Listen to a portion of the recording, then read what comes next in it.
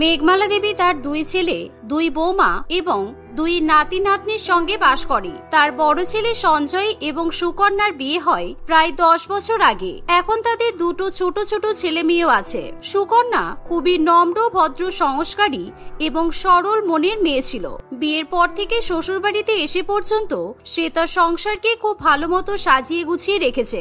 বাড়ির সমস্ত কাজকর্ম, বাড়ির প্রত্যেক সদস্যের খেয়াল রাখা সবসময় তার নখদর্পণে থাকে। সেই সাথে বড়দের সম্মান করা এবং ভদ্রসভ্য পোশাক আশাক পরা তার অন্যতম বৈশিষ্ট্য ছিল। বিয়ের পর থেকে শ্বশুরবাড়িতে এসে পর্যন্ত সে আজও শাড়ি ছাড়া অন্য কোনো পোশাক আশাক পরেনি। আর অন্যদিকে সবেমাত্র বিয়ে করে শ্বশুরবাড়িতে আসা তার ছোট যা দীপান্বিতা ছিল একেবারে তার বিপরীত বৈশিষ্ট্যের। দীপান্বিতা শহুরে মডার্ন মেয়ে ছিল, তাই বিয়ের আগে সে যেরকম ছোট ছোট খোলামেলা পোশাক আশাক পরতো, শ্বশুরবাড়িতে এসেও এখনো পর্যন্ত সে ওরকমই ওয়েস্টার্ন পোশাক আশাক পরে থাকে। এমনই একদিন, মা দেখুন তো এই ড্রেসটা পরে আমাকে কেমন লাগছে। আমি কয়েকদিন আগেই এটা অনলাইন থেকে কিনেছি। আর জানেন, এটা বিদেশি ইম্পোর্টেড ড্রেস। এরকম ওয়েস্টার্ন ড্রেস পরতে আমার খুব ভালো লাগে। দারুণ লাগছে বৌমা, তোমাকে সত্যি দারুণ লাগছে। আমি তো প্রথমে তোমাকে দেখে একেবারে চমকে গেলাম। ভাবলাম আমার বাড়িতে আবার হিরোইন কোথা থেকে চলে এলো। এই ধরনের ড্রেস পরলে তোমাকে কিন্তু দারুণ মানায়, একেবারে সেলিব্রিটি ভাবসাব। ঠিক এমন সময় সেখানে বাড়ির ছোট ছেলে অর্থাৎ দীপান্বিতার স্বামী বিজয় এসে বলে, আচ্ছা দীপান্বিতা, আমি আগের মাসে যে 2টো শার্ট কিনেছিলাম না, একটা হোয়াইট কালার আর একটা স্কাই ব্লু কালারের, ওই শার্ট দুটো কোথায় আছে বলো তো? আমি কিছুতেই খুঁজে পেলাম না। আমাদের রুমে, আলমারিতে, ওয়ার্ড্রপে সব জায়গায় তো দেখেছি, কোথাও পেলাম না। কি জানি বিজয়, তোমার শার্ট কোথায় আছে এটা তো আমি বলতে পারবো না। ঠিক এমন সময় সেখানে বাড়ির বড় বউ সুকন্যা হাতে করে বিজয়ের শার্ট দুটো নিয়ে আসে। এই যে বিজয়, তোমার নতুন শার্ট। আসলে কিছুদিন আগে এই শার্ট দুটো বাথরুমের মধ্যে নোংরা অবস্থাতে পড়েছিল। আমি কেচে ধুয়ে আয়রন করে বাইরে মায়ের আলমারিতে তুলে রেখেছিলাম। এই নাও। ওয়াও বৌদি, তুমি এই শার্ট দুটো একেবারে নতুন করে দিয়েছো তো। এই শার্ট দুটো দেখে মনে হচ্ছে না আমি এই 2টো শার্ট আগেও পরেছি। দেখো দীপান্বিতা, বৌদিকে দেখে কিছু শেখো। মানে তোমার বৌদিকে দেখে আমি কি শিখবো? তোমার বৌদিকে দেখে আমার মনে হয় না এর কাছ থেকে আমার কিছু শেখা উচিত। বরং আমার মাঝে মধ্যে মনে হয় তোমার বৌদির কিন্তু আমাকে দেখে ফ্যাশন কাকে বলে সেটা শেখা উচিত। কেমন সবসময় মাসিমাদের মতো শাড়ি পরে ঘুরে বেড়াই। ঠিকই আছে, বৌদি তো বাড়ির কাজকর্ম করতে ভালোবাসে। চুপ করো, আমার বৌদি একবারে বেস্ট বৌমা। শুধু পোশাক আশাক দেখে মানুষকে বিচার করা যায় না। আর সবসময় তোমার ওই ফ্যাশন নিয়ে পড়ে থাকলে হবে না। আর সবসময় নতুন নতুন ওয়েস্টার্ন জামা কাপড় পরলেও হয় না। একটু বাড়ির দিকে, সংসারের দিকেও নজর রাখতে হয়। আর আমার তো কোনো জিনিসের দিকেই তোমার খেয়াল নেই। এমনকি তুমি তো বাড়ির কোনো কাজও করো না। আমাদের এই সংসারটা শুধুমাত্র বৌদির জন্য এখনো পর্যন্ত টিকে আছে, বুঝেছো?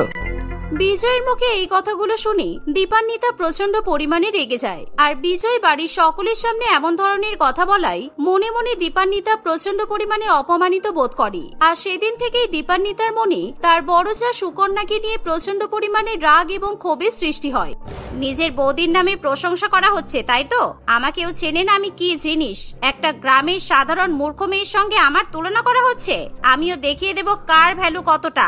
ওই মূর্খ মেয়েটা আমার নখেরও যোগ্য নয়। আজকে ওর জন্য বাড়ির সকলের সামনে আমাকে অপমানিত হতে হয়েছে। আমিও একদিন এই অপমানের প্রতিশোধ নিয়েই ছাড়বো।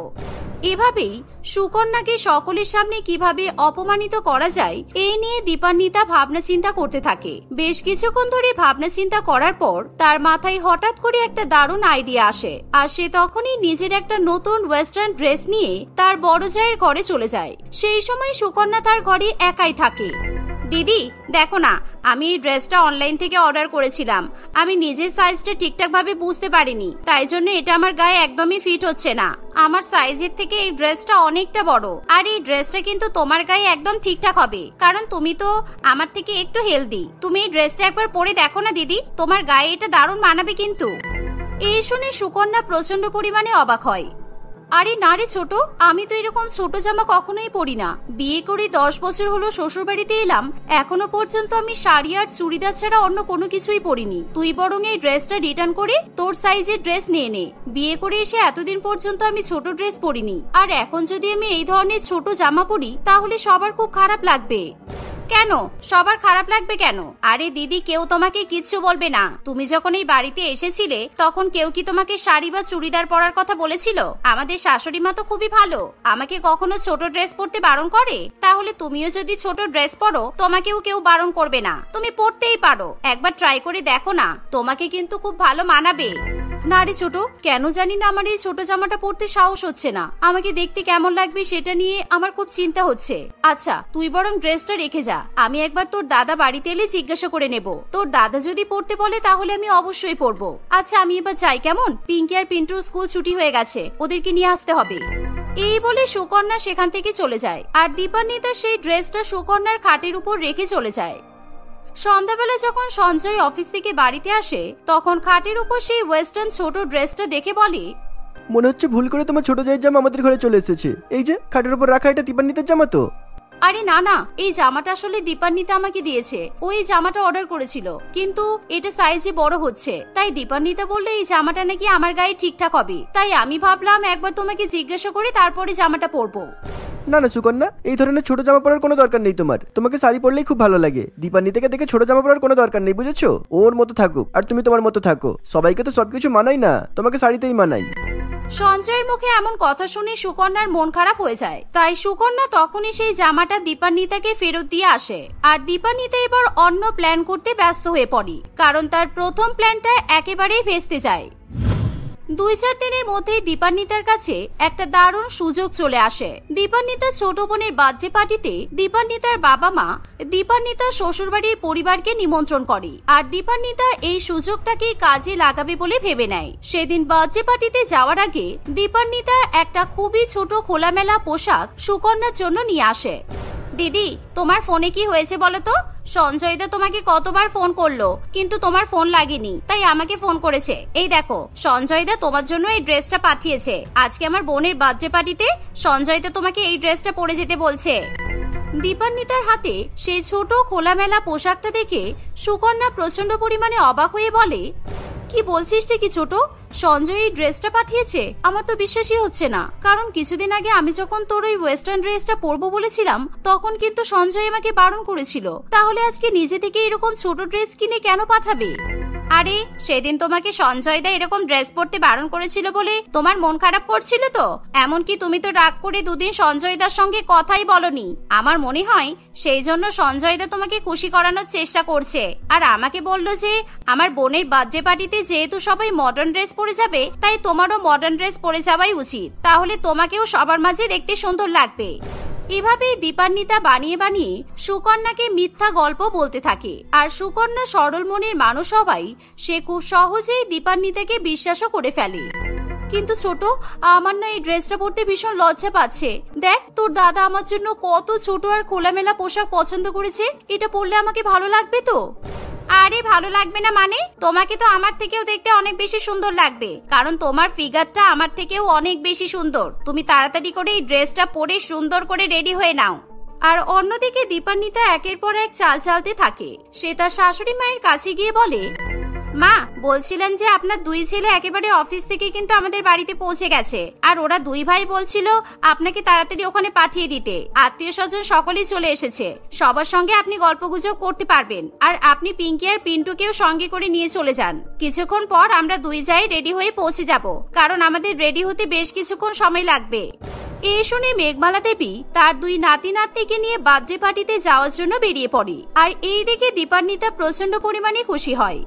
এই তো আমার প্ল্যান সাকসেসফুল। দিদিকে আজকে আমি একেবারে জোকার সাজিয়ে পার্টিতে নিয়ে যাব। মা যদি আগে দিদিকে ওয়েস্টার্ন ড্রেস পরে দেখে ফেলতো তাহলে অসুবিধা হয়ে যেত। ওরকম ড্রেস পরে মা কিছুতেই দিদিকে বার্থডে পার্টিতে যেতে দিত না। আর এবার তো দিদিকে সবাই একেবারে পার্টিতে গিয়েই দেখবে। আর কিচ্ছু করার নেই, আজকে সবার সামনে অপমানিত হতেই হবে তোকে। অন্যদিকে সুকন্যা ওয়েস্টার্ন ড্রেস পরার পর কিছুতেই কমফোর্টেবল হতে পারে না, কারণ এর আগে সুকন্যা কখনোই এরকম খোলামেলা পোশাক আশাক পরেনি। সেই জন্য সুকন্যা কি করবে কিছুই বুঝে উঠতে পারে না। তাই শেষ পর্যন্ত সুকন্যা একটা ওড়না নিয়ে মাথায় ঘোমটা দিয়ে দেয়। এই ছোট, আমার না এই ড্রেসটা পরে বড্ড অদ্ভুত লাগছে, সেই জন্য আমি একটা ওড়না মাথার উপর নিয়ে নিলাম। কারণ এই জামাটার পেছন দিকটা অনেকটা ফাঁকা, আমার তো পুরো পিঠটাই দেখা যাচ্ছিল। সেই জন্য আমি মাথায় ওড়নাটা দিয়ে নিয়েছি। আর আমার পিঠটাও ঢাকা পড়ে গেছে, এবার আর আমাকে দেখতে বেশি খারাপ লাগবে না। বল না, ঠিক আছে তো? এই তো মেঘনা চাইতেই জল। দিদিকে একেবারে পুরো জোকার মনে হচ্ছে। আজকে পার্টিতে গিয়ে দারুণ মজা হবে। হ্যাঁ দিদি, তুমি একদম ঠিক করেছো। চলো, তোমাকে কিন্তু দেখতে খুব সুন্দর লাগছে। এবার আমরা বেরিয়ে পড়ি, না হলে কিন্তু দেরি হয়ে যাবে। এই বলে দীপান্বিতা সুকন্যাকে নিয়ে তার মায়ের বাড়িতে গিয়ে পৌঁছায়। আর সুকন্যাকে এরকম ওয়েস্টার্ন ড্রেসের সঙ্গে মাথায় ওড়না নিয়ে থাকতে দেখে সেখানে উপস্থিত সকলেই প্রচন্ড পরিমাণে অবাক হয়। তারা সবাই মিলে হাসি ঠাট্টা এবং সমালোচনা করতে শুরু করে দেয়। আরে আরে, এই পাগলিটা কোথা থেকে চলে এলো? এরকম একটা শর্ট ওয়েস্টার্ন ড্রেস পরেছে, আবার তার উপর মাথায় ঘোমটা দিয়েছে। এ বাবা, ছিছি, ফ্যাশন সেন্স বলে কিচ্ছু নেই। আচ্ছা, এটা না সঞ্জয় দাদার বউ? এ বাবা, আমি তো প্রথমে চিনতেই পারিনি।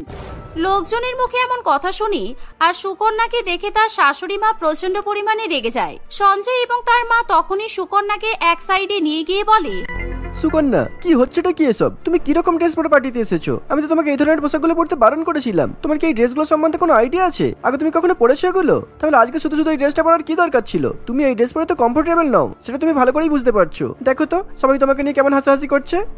তুমি এই ড্রেসটা না পরে শাড়ি পরেই তো আসতে পারতে, কিংবা ভালো কোনো চুড়িদার পরে নিতে পারতে। ছোট বৌমা এরকম জামা পরে বলে তোমাকেও যে ছোট ছোট জামা পরতে হবে তা কিন্তু নয়। ছোট বৌমার উপর হিংসা করেই তুমি এরকম জামা পরে এসেছো, তাই না? নিজের স্বামী এবং শাশুড়ি মায়ের মুখে এমন কথা শুনে সুকন্যা কি বলবে কিছুই বুঝে উঠতে পারে না। কারণ সুকন্যা তখন দীপান্বিতার মুখ দেখে খুব ভালো মতোই বুঝতে পারে যে তার ছোট চাই ইচ্ছা করে সকলের সামনে তাকে অপমানিত করবে বলে এরকমটা করেছে। সুকন্যা চাইলেই তখন সকলকে আসল সত্যিটা বলে দিতে পারত, কিন্তু সুকন্যা সেটা করে না, কারণ সে কোনো রকমের পারিবারিক ঝগড়া ঝামেলা চায় না। কিন্তু সুকন্যা তখনই কাঁদতে কাঁদতে সেখান থেকে বাড়িতে ফিরে আসে। আর এই দেখে দীপান্বিতার খুবই খারাপ লাগে আর সে মনে মনে নিজের ভুলও বুঝতে পারে। দীপান্বিতাও তখনই নিজের বাড়িতে ফিরে আসে আর সুকন্যার কাছে গিয়ে বলে, আমাকে ক্ষমা করে দাও দিদি, আমি তোমার সঙ্গে সত্যি অন্যায় করেছি। তোমাকে এত অপমানিত হতে হলো, এত কথা শুনতে হলো। আমি তো ভেবেছিলাম তুমি হয়তো সবাইকে সত্যিটা বলেই দেবে। যদি বাড়ির সবাই জেনে যেত এই কাণ্ডটা আমি ঘটিয়েছি, তাহলে এতক্ষণে আমাকে হয়তো সবাই বাড়ি থেকে তাড়িয়েই দিত। আমি আর কখনো এরকম করবো না দিদি, আমাকে ছোট বোন মনে করে ক্ষমা করে দাও তুমি। না রে ছোট, তুই যা করেছিস খুব ভালো করেছিস। আজকে আমার সঙ্গে এরকম একটা ঘটনা ঘটলো বলেই তো আমি বুঝতে পেরেছি কখনোই অন্য কারোর সঙ্গে নিজের তুলনা করা উচিত নয়। প্রত্যেকের আলাদা আলাদা বিশেষত্ব থাকে, আর বিশেষ করে পোশাক আশাকের ক্ষেত্রে যে যেটাতে কমফোর্টেবল তার সেরকমই পোশাক আশাক পরা উচিত। আমার জন্য শাড়ি আর চুড়িদারই ঠিক আছে, আমি ওরকম ছোট পোশাক আর কখনোই পরবো না। এই শুনে দীপান্বিতা লজ্জায় মাথা নত করে নেয়। সেই দিনের পর থেকে সুকন্যা আর কখনোই দীপান্বিতার মতো হওয়ার চেষ্টা করে না। সে আবার আগের মতো শাড়ি এবং চুড়িদার পরতে থাকে, আর দীপান্বিতাও কখনো তার বড় জাকে ছোট করার চেষ্টা করে না। এভাবেই তারা দুই যা দুই বোনের মতো হাসি খুশি সংসার করতে থাকে। অর্পিতা তার স্বামী আকাশ, শাশুড়ি মা মধুমিতা দেবী এবং একমাত্র ননদ পিয়ালির সঙ্গে বাস করে। অর্পিতার সঙ্গে আকাশের মাত্র 2 মাস আগেই বিয়ে হয়। আকাশ নিজের পছন্দের মেয়ে অর্পিতাকে বিয়ে করে বাড়িতে নিয়ে আসে।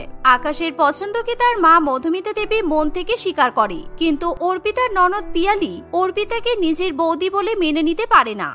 তোর পছন্দ ভীষণ খারাপ দাদা, তুই দেখে দেখে শেষ পর্যন্ত এরকম একটা মেয়েকে বিয়ে করে বাড়িতে নিয়ে এলি। এ তো খুব বেশি বড় লোক নয়, মধ্যবিত্ত পরিবারের মেয়ে, আর এ দেখতেও খুব একটা ভালো নয়। এই জন্যই আমি তোকে বলেছিলাম আমার বেস্ট ফ্রেন্ড নূপুরকে বিয়ে কর। নূপুর বড়লোক ঘরের মেয়ে ছিল আর দেখতেও একেবারে পরীর মতো সুন্দর ছিল। আমার তো তোর বউকে মোটেই পছন্দ হচ্ছে না। তোর পছন্দ না হলেও এখন আর কিছু করার নেই বোন, কারণ আমি অর্পিতাকে বিয়ে করে নিয়েছি, আর অর্পিতা এখন এই বাড়িরই বউ, তোর বৌদি। তাই নিজের বৌদিকে সম্মান করতে শেখ। অর্পিতা, তুমি আমার বোনের কথাই কিছু মনে করো না, চলো আমি তোমাকে ঘরে নিয়ে যাচ্ছি। এই বলে আকাশ অর্পিতাকে সঙ্গে করে নিয়ে চলে যায়। অর্পিতা খুবই নম্র, ভদ্র এবং সংস্কারী একটি মেয়ে ছিল, তাই সে কয়েকদিনের মধ্যেই তার সংসারের সমস্ত দায়িত্ব নিপুণভাবে পালন করতে শুরু করে। তার শাশুড়ি মা বৌমার এরকম আচার ব্যবহারে ভীষণ পরিমাণে খুশি হয়। নিজের বৌমাকে নিয়ে মধুমিতা দেবীর কোন রকমের অভিযোগ অভিমান কিছুই থাকে না, কিন্তু পিয়ালি তার বৌদিকে কিছুতেই বাড়িতে শান্তিতে থাকতে দেয় না। সে নানান রকম ভাবে তার বৌদিকে কথা শোনানোর চেষ্টা করে, আর তার বৌদি ছোট ছোট ভুলগুলো ধরতে থাকে। এমনই একদিন অর্পিতা যখন তার মাসির ছেলের বিয়েতে যাবে বলে রেডি হয়ে নিচে নেমে আসে। এই যে ম্যাডাম, সেজে গুজে হিরোইনদের মতো রেডি হয়ে কোথায় চললেন আপনি? বাবা, ম্যাডাম আবার আজকে চুড়িদার পরেছেন, কোথায় যাওয়া হচ্ছে শুনি? আসলে পিয়ালি, আজকে আমার মাসির ছেলের বিয়ে, তাই আমি বিয়ে বাড়িতে যাচ্ছি। আর কেন বলো তো, চুড়িদারটা কি ভালো লাগছে না? এই চুড়িদারটা তো শাশুড়ি মা আমাকে গিফট করেছে। শোনো, বাড়ির বউদের এসব চুড়িদার সালোয়ার কামিজে মানায় না, আর আমাদের বাড়ির বউয়েরা বিশেষ করে সবসময় শাড়ি পরে। তুমি মাকে দেখেছো, মা সবসময় শাড়ি পরে থাকে, তাই তুমি এখন বিয়ে বাড়িতে শাড়ি পরেই যাবে। আর এই চুড়িদারটা তুমি আমাকে দিয়ে দেবে, কারণ এটা পরে তোমাকে একদমই মানাচ্ছে না। এই শুনে অর্পিতা আবার নিজের ঘরে চলে যায় আর সে তার জামা পরিবর্তন করে অন্য একটা শাড়ি পরে নিচে নেমে আসে।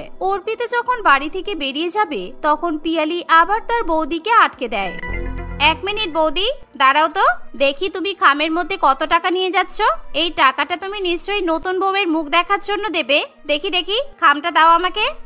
এই বলে পিয়ালি তার বৌদির হাত থেকে টাকার খামটা কেড়ে নেয়। ও মাই গড, 3001 টাকা!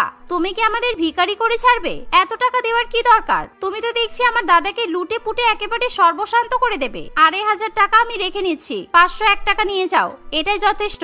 বড়লোক শ্বশুর বাড়িতে বিয়ে করেছো বলে বেশি বেশি বড়লোকই চাল দেখানোর কোনো দরকার নেই। কিন্তু পিয়ালি, মা তো নিজেই আমাকে টাকাটা খামের মধ্যে ভরে দিল। এটা আকাশের টাকা নয়, এটা মা দিয়েছে। মায়ের কথা বাদ দাও, মা বুড়ি মানুষ, মায়ের বয়স হয়েছে, তাই মায়ের বুদ্ধি সত্যি এখন লোপ পেয়েছে। বাড়িতে বৌমা আসার পর মায়ের বুদ্ধি হাঁটুতে চলে গেছে। আর তুমি তো খুব ভালো মতোই নিজের শাশুড়ি মাকে বশ করেছো। শাশুড়ি মা তোমার কথাই উঠছে, তোমার কথাই বসছে। তোমার তো খুবই এলাহি ব্যাপার, তাই না? আচ্ছা, তোমার বাপের বাড়ির পরিবার তো খুবই নির্লজ্জ, শুধুমাত্র নিজের মেয়েকে বিয়েতে নিমন্ত্রণ করলো, আর মেয়ে শ্বশুর বাড়ির লোকজনরা কোথায় যাবে? কিরে পিয়ালি, তুই বৌমার সঙ্গে এরকম করছিস কেন? বৌমা এক জায়গায় যাচ্ছে আর তুই ওকে আটকে রেখে উল্টোপাল্টা কথা শুনিয়েই যাচ্ছিস। নিজের বৌদিকে বিরক্ত করা ছাড়া তোর কি আর কোনো কাজ নেই? আমি নিজেই বৌমাকে বলেছি আজকে বিয়েতে শুধুমাত্র বৌমা একাই যাবে, কারণ বিয়েটা অনেক দূরে হচ্ছে আর রিসেপশনে কালকে আমরা সকলে মিলে যাব। বৌমা তুমি যাও, আর দাঁড়িয়ে থেকো না, তোমার দেরি হচ্ছে। এই শুনে অর্পিতা শেষ পর্যন্ত বাড়ি থেকে বের হতে পারে। বাপরে বাপ, আমার ননদটা কেমন যেন অদ্ভুত মতো। আমার শাশুড়ি মা তো এত ভালো। শাশুড়ি মা আমার সঙ্গে সবসময় কত ভালো ব্যবহার করে, একদম আমার মায়ের মতো। আর আমার ননদ এমন ব্যবহার কেন করে? ও আমার ননদ নয়, যেন আমার শাশুড়ি মা। সব সময় কিটির কিটির করতেই থাকে, এছাড়া তো ওর তো কোনো কাজই নেই। এমনই ভাবনা চিন্তা করতে করতে অর্পিতা তার মাসির বাড়িতে গিয়ে পৌঁছায়। পরের দিন রিসেপশনের অনুষ্ঠানে অর্পিতা শ্বশুর বাড়ির সকলে চলে আসে। অর্পিতা সেদিন পার্লার থেকে খুব সুন্দর করে মেকআপ করে আসে। নিজের বৌদিকে পার্লার থেকে মেকআপ করতে দেখে পিয়ালি তেলে বেগুনে জ্বলে ওঠে, তাই সে আবার তার বৌদিকে বিরক্ত করতে শুরু করে। ইস বৌদি, তোমাকে দেখতে কি বাজে লাগছে। সারা মুখটা একেবারে পাউডার দিয়ে সাদা ধবধবে করে নিয়েছো, মনে হচ্ছে কেউ সাদা রং ঘষে দিয়েছে তোমার মুখে। ইস, ব্লাশ এত বেশি পরিমাণে দিয়েছো, গাল দুটো একেবারে লাল টুকটুক করছে, তার সাথে এই ফলস আইল্যাশেস। ও বাবা, একদম তোমাকে জোকার মনে হচ্ছে। কিন্তু পিয়ালি, সবাই তো আমার খুব প্রশংসা করছে, আর তুমি বলছো আমাকে ভালো লাগছে না? আমি তো খুব লাইট মেকআপ করেছি, এটা খুবই লাইট নিউড একটা মেকআপ, তবুও তোমার অতিরিক্ত মেকআপ বলে মনে হচ্ছে। আসলে তোমার আত্মীয় স্বজন বন্ধু বান্ধব তোমাকে মিথ্যা কথা বলছে, কিন্তু তুমি তো জানো আমি যা বলি একদম কারেক্ট কথা বলি। বেকার বেকার তুমি আমার দাদার 5000 টাকা নষ্ট করে দিলে। পিয়ালির মুখে এমন কথা শুনে অর্পিতার মন খুবই খারাপ করে। সে আর কিছুতেই বিয়ে বাড়িতে মন খুলে আনন্দ করতে পারে না, আর অর্পিতাকে মন খারাপ করে থাকতে দেখে পিয়ালি মনে মনে খুবই আনন্দ পায়। সেদিন সন্ধ্যাবেলা মধুমিতা দেবী তার ছেলে এবং মেয়েকে নিয়ে বাড়িতে ফিরে আসে, আর অর্পিতা 3-4 দিনের জন্য বাপের বাড়িতেই থেকে যায়। অর্পিতা যখন শ্বশুর বাড়িতে ফিরে আসে তখন তার ননদ রীতিমতো আবার অর্পিতার পেছনে লেগে পড়ে। এসে গেছেন ম্যাডাম, তাহলে বাপের বাড়িতে তো বেশ মজা করে কাটিয়ে দিলেন। একবারও চিন্তা করলে না তো তোমার শ্বশুর বাড়ির পরিবার কি খাবে, বাড়ির কাজগুলো কি করবে? বাড়ির বৌমা হয়েছো নামেই, দায়িত্ববোধ বলে কোনো জিনিস নেই তোমার মধ্যে। আচ্ছা ছাড়ো, বাপের বাড়ি থেকে কি কি নিয়ে এসেছো বলো? সস্তার কোনো শাড়ি অথবা সালোয়ার সুটি এনেছো বোধহয়, এছাড়া আবার কি আনবে? হ্যাঁ বোন, একদম ঠিক বলেছিস। আর তাছাড়া কি বা দেবে, শাড়ি আর সালোয়ার সুটি দিয়েছে হয়তো। আকাশের মুখে এমন কথা শুনে অর্পিতা প্রচন্ড পরিমাণে রেগে যায়, তাই সে আর কোনো কথা না বলে নিজের ঘরে গিয়ে কান্নাকাটি করতে শুরু করে। আকাশও তাড়াতাড়ি করে সেখানে আসে। আকাশ, আমি তোমার কাছ থেকে এটা কখনোই আশা করিনি। তোমার বোন আমাকে সহ্য করতে পারে না, সবসময় শাশুড়ি মা হওয়ার চেষ্টা করে, দিন রাত শাশুড়ি মায়ের মতো খিটির খিটির করতেই থাকে। আজকে তোমার বোনের মতো তুমিও আমাকে কথা শোনালে। আরে অর্পিতা, তুমি এখনো পর্যন্ত আমার বোনকে চিনতে পারলে না? আমার বোন যাতে তোমাকে আর বেশি কথা শোনাতে না পারে সেই জন্যই আমি ওকে সাপোর্ট করে কথা বললাম। আসলে আমার বোন উল্টো ধরনের মানুষ, ওকে লাইনে আনার জন্য ওকে ওর মতো করেই বোঝাতে হয়। দাঁড়াও, আমি তোমাকে বুঝিয়ে দিচ্ছি কিভাবে ওকে সাহায্য করতে হবে। এভাবেই আকাশ অর্পিতাকে ভালো মতো সবকিছু বুঝিয়ে দেয়। পরের দিন খুবই সকাল করে অর্পিতা ননদের জন্য চা বানিয়ে তার ঘরে নিয়ে চলে যায়।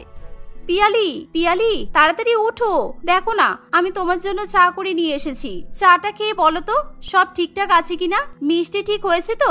আমি চা পাতা বেশি দিয়ে ফেলিনি তো আবার? আর হ্যাঁ, চাটা খেয়ে বলবে চায়ে দুধের পরিমাণও সঠিক আছে কিনা। কি গো পিয়ালি, তাড়াতাড়ি ওঠো। আরে তুমি সকাল সকাল আমাকে বিরক্ত করছো কেন বৌদি? যাও না এখান থেকে, আমাকে ঘুমাতে দাও। এখানে চা রেখে তুমি চলে যাও, আমি খেয়ে নেব।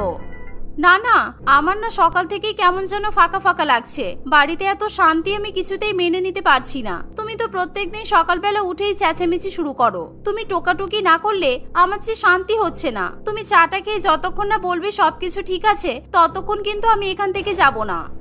আরে বাবা হ্যাঁ, সব ঠিক আছে, চা খুব ভালো হয়েছে, দয়া করে তুমি এবার এখান থেকে যাও। এই শুনে অর্পিতা খুশি হয় এবং সে চুপচাপ সেখানে চা রেখে আবার রান্নাঘরে চলে যায়। যাক, আকাশের বুদ্ধি মনে হয় কাজ করছে, না হলে প্রত্যেকদিন পিয়ালি আমাকে ডবল ডবল করে চা করায়, আর আজকে আমি ইচ্ছা করে চায়ে চিনি চাপাতে বেশি করে দিয়েছি, তবুও আজকে আমাকে কোনো কথাই শোনাতে পারলো না। এভাবে অর্পিতা খুশি মনে বাড়ির কাজকর্ম করতে থাকে। সকালবেলা পিয়ালিকে তার বৌদি বিরক্ত করায় পিয়ালি এবার দুপুরে খাওয়ার সময় তার বৌদিকে বিরক্ত করবে বলে ঠিক করে। তাই সে অন্যান্য দিনের তুলনায় অনেক আগে লাঞ্চ করতে চলে আসে। কি গো বৌদি, কটা বাজে? এখনো পর্যন্ত খাবার পেলাম না। এবার কি খাবার খাওয়ার জন্য লঙ্গরখানাতে যেতে হবে? 1টা বেজে গেল, এখনো পর্যন্ত খাবারের কোনো দেখা নেই। তখনই তাড়াতাড়ি অর্পিতা রান্নাঘর থেকে ছুটে আসে। কি, লঙ্গরখানাতে খাবার খেতে যাবে? জানো, আমি না কখনো লঙ্গরখানাতে খাবার খেতে যাইনি। তোমার কথা শুনে মনে হচ্ছে লঙ্গরখানাতে খাবার খাওয়ার তোমার অনেক এক্সপিরিয়েন্স আছে। চলো না, আজকে আমরা সবাই মিলে লঙ্গরখানা থেকে খেয়ে আসি, কারণ এমনিতেও আমার এখন রান্না হয়নি। রান্না হতে কমপক্ষে 1 ঘন্টা তো লাগবেই। চুপ করো, যাও তাড়াতাড়ি গিয়ে রান্না করো। আর তুমি এটা কেমন শাড়ি পরেছো? যেন মনে হচ্ছে পুরানো সস্তা ছেঁড়া ফাটা শাড়ি। সেদিন নিশ্চয়ই বাপের বাড়ি থেকে নিয়ে এসেছো এটা। হ্যাঁ গো পিয়ালি, তুমি ঠিকই বলেছো। দেখো না আমার বাপের বাড়ি থেকে কেমন পুরানো কম দামি সস্তার শাড়ি দিয়েছে। আমারও শাড়িটা একদমই পছন্দ হচ্ছে না। আমি আমার বাপের বাড়ির লোকজনকে বলেছি আমার ননদ আমাকে ব্র্যান্ডেড শাড়ি কিনে দেবে বলেছে। আজকে বরং তুমি আমাকে খুব সুন্দর একটা দামি শাড়ি কিনে দাও। আমি সেই শাড়িটা পরে আমার বাপের বাড়ি থেকে ঘুরে আসবো, আর আমি সবাইকে দেখাবো যে আমার ননদ আমাকে কতটা ব্র্যান্ডেড দামি শাড়ি কিনে দিয়েছে। অর্পিতার কথা শুনে পিয়ালির মুখ পুরোপুরি বন্ধ হয়ে যায়। তাই সে কোনো কথা না বলে চুপচাপ নিজের ঘরে চলে যায়। আর এদিকে অর্পিতা প্রচন্ড খুশি হয়। এভাবে আরো কয়েকদিন কাটে। একদিন অর্পিতাদের বাড়িতে তাদের কিছু আত্মীয় স্বজন আসার কথা থাকে। বাবা, আত্মীয় স্বজন আসবে বলে বেশ তো সেজে গুজে সুন্দর করে তৈরি হয়ে বসে আছো, আর মাথায় ঘোমটাটা কি দেবে? আসলে মা তোমাকে কিছু বলে না তো, তাই তুমি এতটা আশকারা পেয়েছো। আজকে আমার মাসি আর মেসোমশাই আসছে, ওরা তোমার থেকে বড় বয়স্ক গুরুজন, তাই ওনাদের সামনে তুমি মাথায় ঘোমটাটা দিয়েই থাকবে। হ্যাঁ পিয়ালি, তুমি একদম ঠিক কথা বলেছো। আমার শাশুড়ি মাটাও না কোনো আদব কায়দা কিচ্ছু শেখায় না আমাকে। ভাগ্যিস আমি একটা শাশুড়ি মায়ের মতো ননদ পেয়েছি। তুমি কি সুন্দর সবকিছু শিখিয়ে দিচ্ছ। আমি এখনই মাথায় ঘোমটা দিয়ে নিচ্ছি, কেমন? আরে না না, এখন ঘোমটা না দিলেও হবে। যখন মাসি মেসোমশাই সবাই আসবে তার আগে ঘোমটা দিলেই চলবে। আর এখন যাও তো, আমার মাথাটা খুবই যন্ত্রণা করছে। আমার জন্য 1 কাপ চা করে নিয়ে এসো। এই শুনে অর্পিতা রান্নাঘরে চলে যায়। সে চা করে নিয়ে আসার সময় ইচ্ছা করে মাথায় বেশি করে ঘোমটা দিয়ে নেয়, এমনকি তার মুখ পর্যন্ত ভালো করে দেখা যায় না। এমন অবস্থায় অর্পিতা ইচ্ছা করে চা নিয়ে এসে পিয়ালির গায়ে ঢেলে দেয়। এর ফলে পিয়ালি প্রচন্ড পরিমাণে রেগে যায়। বৌদি, কি করলে এটা তুমি? চোখে দেখতে পাও না গরম গরম চা তুমি আমার গায়ে নিয়ে এসে ঢেলে দিয়েছো? ক্ষমা করবে পিয়ালি, আসলে মাথায় ঘোমটা দেওয়া তো আমি কিছুই ঠিকভাবে দেখতে পাচ্ছি না। যতই হোক বাড়ির বৌমাদের তো মাথায় ঘোমটা দিয়েই থাকতে হবে বলো। নতুন নতুন মাথায় ঘোমটা দিচ্ছি তো, আস্তে আস্তে সব ঠিক হয়ে যাবে দেখবে। কোনো দরকার নেই তোমার মাথায় ঘোমটা দেওয়ার। এখন আমার গায়ে চা ফেলে দিয়েছো। মাসি আর মেসোমশাই যখন আসবে তখনও তুমি ওদের সঙ্গে কিছু না কিছু গন্ডগোল করবে। তাই তুমি যেমন ছিলে তেমনই থাকো, তোমাকে তো কিছু বলাই যাবে না, যা ইচ্ছা করো। এই বলে পিয়ালি তার ড্রেস চেঞ্জ করার জন্য বাথরুমে চলে যায়। আর পিয়ালিকে এভাবে রেগে যেতে দেখে অর্পিতা মনে মনে খুবই খুশি হয়। এভাবেই এখন অর্পিতা পিয়ালির মতো করে তাকে সাহায্য করতে থাকে। আর এখন পিয়ালি সবসময় তার বৌদির প্রতি খুবই বিরক্ত হয়। এভাবেই ধীরে ধীরে পিয়ালি তার বৌদিকে বিরক্ত করা ছেড়ে দেয়। আর অর্পিতা এখন হাসি খুশি সংসার করতে থাকে।